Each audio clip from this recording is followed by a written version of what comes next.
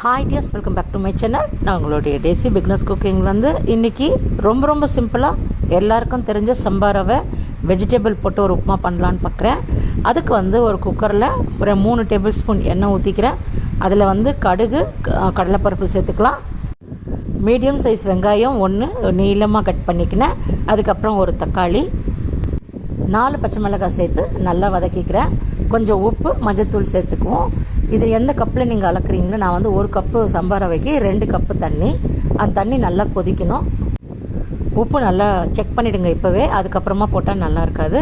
தண்ணி நல்லா கொதிச்ச உடனே நான் 1 கப்பு ரவை சேர்த்துக்கிறேன். அதை நல்லா கலரிட்டு நம்ம குக்கரை மூடிடுவோம். கரெக்டாக 2 விசில் நல்லா ப்ரெஷர் அடங்கின உடனே எடுங்க. எடுத்து பார்த்தீங்கன்னா சூப்பராக சம்பா ரவை உப்புமா ரெடி ஆகிட்டுருக்கோம். அழகாக எடுத்து அப்படியே டிஃபன் பாக்ஸில் போட்டு லஞ்ச் பாக்ஸாக கூட பேக் பண்ணிடலாம். என் சேனலை சப்ஸ்கிரைப் பண்ணிக்கோங்க. Take care.